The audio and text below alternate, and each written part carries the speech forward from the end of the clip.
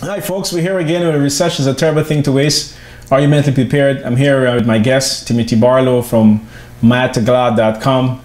So Tim, as we're discussing how people can prepare themselves mentally to deal with recessionary markets and how to mentally and emotionally prepare themselves. So what you're saying, accepting and surrendering is the first step towards preparing ourselves to deal with a recession. Then what's next?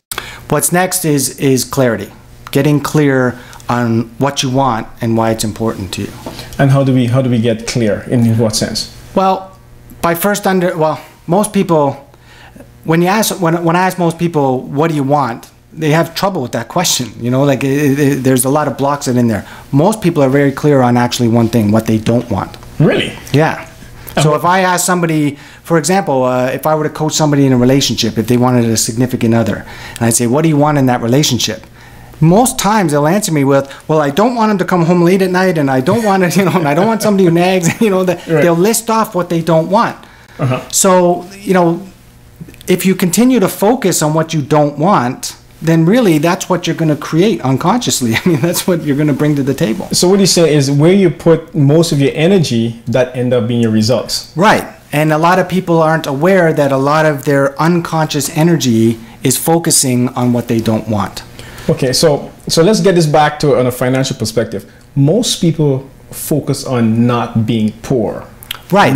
They want to get out of debt. Right. The problem is your brain actually, it's scientifically proven that your brain actually can't process a negative statement like that. Really? It actually has to think about debt before it can understand what don't have debt means. You know what I mean? And so when I say to myself, I don't want to be in debt anymore, if I take the word don't out, the basis of that sentence is debt. You know what I mean? That's what very bad for success. So I say, I don't want debt. I don't want debt. Everybody says, I want to get out of debt. I want to get out of debt. And they see that as a positive sentence. In actual fact, it's what's holding them back. It supports that underlying belief that I'm still in debt. So what you're saying, the new language should be, I want to get rich. I want to make money. I want to be successful. Well, yes. And there's a stepping stone towards that. So what I do with my clients is I'll have them list out on a piece of paper everything they don't want.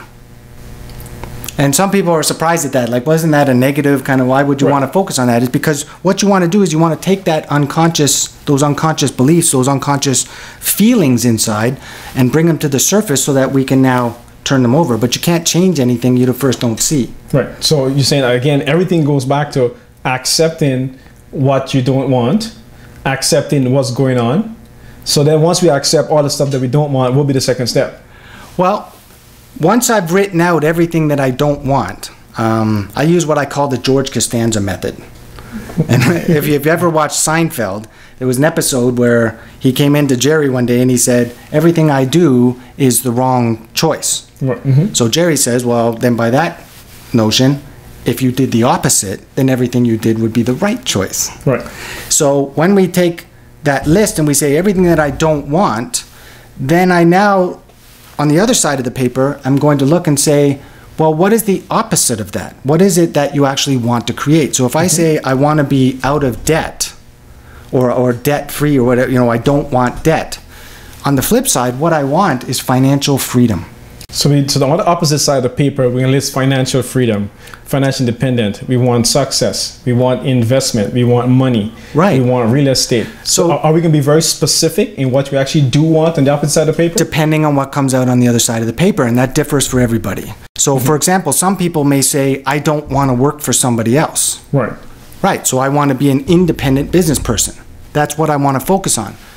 There are some people that are quite happy working for somebody else. They just want to get paid $100,000 to do it. You know what I mean? So, that you want to get clear and you want it believable, and so instead of putting up a bunch of mantras that says, I want to be rich and I want this, the truth is some people don't want to be rich. Right. I know that sounds crazy, but it's just... that is true. They don't. They want comfort or they want financial freedom. I mean, it's for everybody to look at. But that list of their don't wants are what the real feelings that are coming up. We have to keep in mind that a lot of us believe we're in conscious control of our lives. And that's just not true. What is the truth then?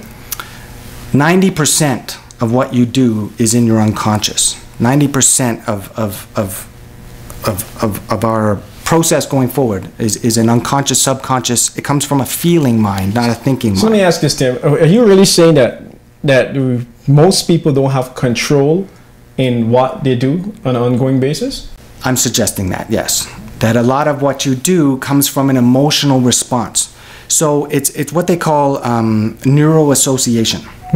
That when, for example, if I say to somebody, get rich, they may have a feeling or a belief inside that doesn't match that. So if they were raised in a household, for example, where people said money is the root of all evil, right? Then every time they hear about getting rich or how I can get rich, what they equate that to is evil. It has an emotional reaction to it. And ultimately, that's what's going to win. It's 90%. We're talking about a 9-to-1 ratio. Wow. So really much what you're saying that most people would not become rich or successful. As long as those beliefs about either themselves or money or a market or whatever those beliefs are that are driving that 90% are what are going to dictate the results. So you'll see this, for example, even though it's not money, but in a relationship, you'll see people say, well, it's hard to find a good partner out there. And those are the people that a lot of times don't have a partner. I mean, because they you know, that's what that belief is. And we see what we believe. So let me ask you this. So let's assume a person grew up in a household where they hear money is the root of all evil, money can't buy happiness, money doesn't make you happy, blah, blah, blah.